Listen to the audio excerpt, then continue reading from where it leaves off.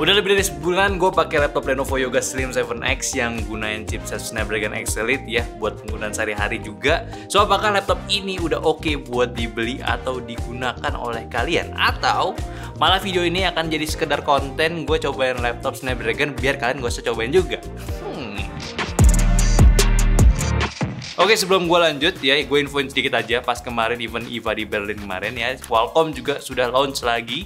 Ini chipset baru ya untuk si laptopnya, yang tujuannya itu untuk laptop yang lebih terjangkau. Cuma bukan varian Snapdragon X dengan nama chipset baru, tapi ini Snapdragon X Plus juga yang punya core lebih sedikit. Kalau pas pertama itu Snapdragon X Elite itu rata 12 core, X Plus itu pertama itu 10 core, sekarang ada lagi yaitu varian 8 core-nya. Yang kalau dilihat perbedaan spesifikasi ya, dengan X Plus 10 core jelas ada perbedaan dari segi tingkat frekuensinya. Namun dari segi performance untuk menjalankan efisiensi dan AI-nya itu tetap sama di 45 tops ya, dan menggunakan RAM speed yang sama juga LPDDR5X di 8448 MB transfer per speed. Dan kalau digambarin ya, Snapdragon X Plus 8 core ini memang ditargetkan untuk fungsi yang lebih ringan ya, namun tetap optimal di segi penggunaan kasual dan mobilitas ya.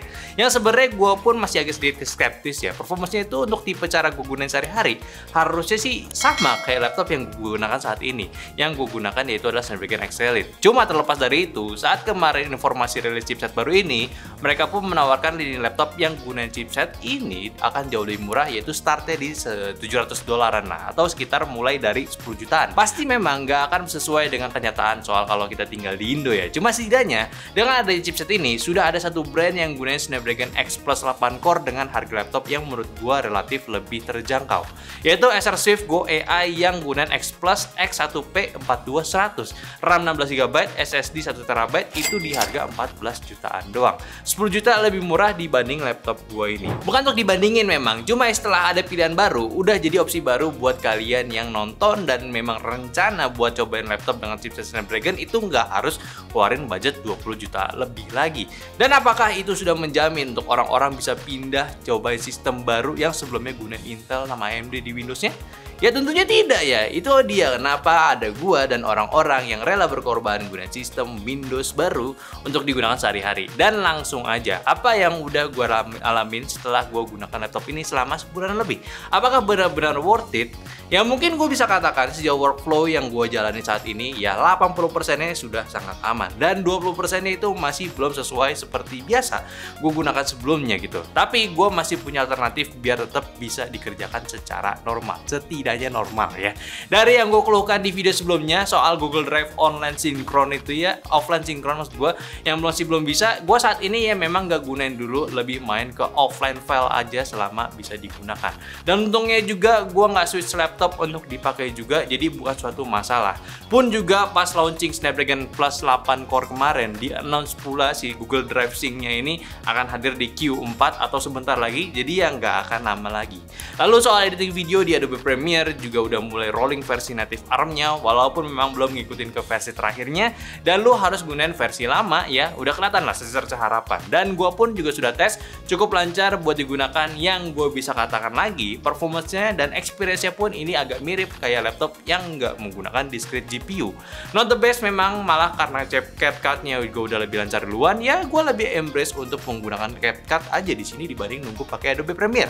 Tentunya CapCut juga lebih simpel buat kepake ngedit lagi. Sama satu lagi yang gue baru sadar akhir-akhir ini, ternyata software itu nggak optimize, yaitu Parsec ya. Gue kira selama ini gue pakai Parsec itu nge-lag karena jaringan internet.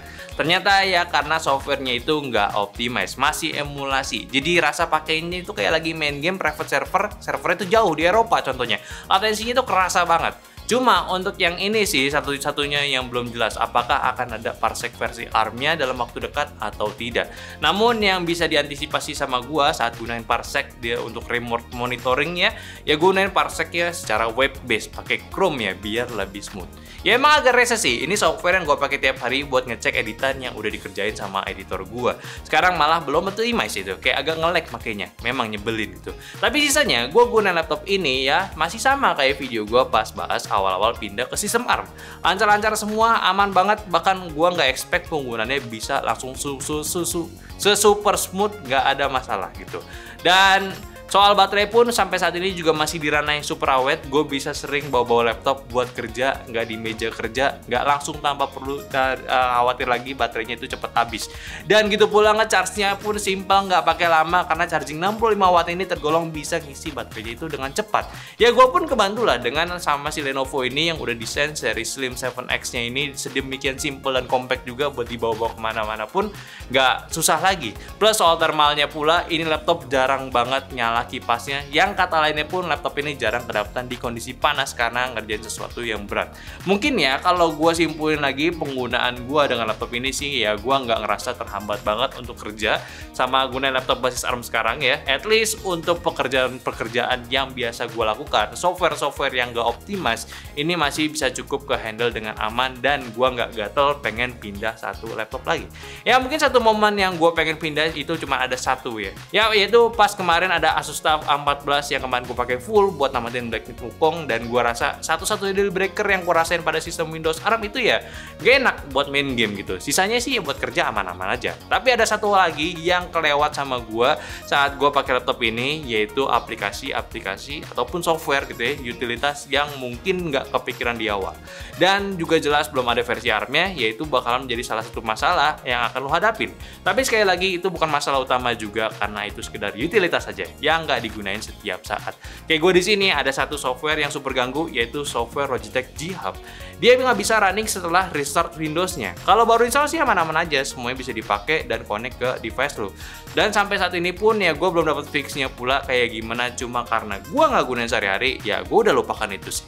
Jadi ini mungkin bisa dikonsider aja buat kalian nantinya, atau kalian bisa cek aja list-list software yang udah running di ARM apa aja, itu banyak yang udah buat listnya. Cek aja kayak Work on ARM, Windows on ARM, atau ya udah cek langsung dari webnya si Snapdragon pun juga mereka udah buat list-listnya. Intinya dari gua, kalau lu gunain untuk aplikasi spesifik seperti desain 3D ataupun arsitektur, terus codingan juga, ya mungkin belum banyak yang works di ARM ya. Jadi lebih ke pekerjaan yang biasa dilakukan secara mobile dibanding pekerjaan yang membutuhkan performance yang super tinggi. Setidaknya, perkembangan Windows yang berbasis ARM sekarang ini masih kelihatan progresnya dari chipsetnya, operating systemnya, bahkan dari third party apps-nya pun juga udah mulai kelihatan progresnya. Baik lagi, kalau misalkan memang banyak yang gunain dan memang kelihatan profitable lagi untuk pihak-pihak mereka nih ya, gua rasa akan semakin ramai juga kok. Dan mungkin akan setara optimalisasinya seperti Windows yang ada di sistemnya Intel maupun AMD atau si X86-nya ya. Tunggu aja tahun depan gimana progresnya lagi. At least sebulan lebih gue pakai Lenovo Yoga Slim 7X itu nggak mengecewakan. Ada memang, tapi nggak sampai bikin gue pengen jual laptopnya lagi. Nggak kok. Mungkin lo semua bisa coba juga, atau kalau udah ada yang gunain, coba share di kolom komentar pengalaman kalian. Oke, mungkin aja lo pembahasan gue singkat tentang update gue penggunaan laptop dengan Windows ARM ya. Silahkan juga kalian komen untuk diskusi, mungkin mau nanya-nanya, mau pindah juga, komen aja di bawah, kita diskusi di bawah. Dan jangan lupa juga untuk follow semua sosial media kita yang ada di Instagram, Facebook, TikTok, Discord, yang semua linknya di deskripsi. Dan kalau mau beli laptop ya, klik link deskripsi aja, gue udah kasih linknya. Dan mungkin aja sampai jumpa di channel selanjutnya. Bye-bye.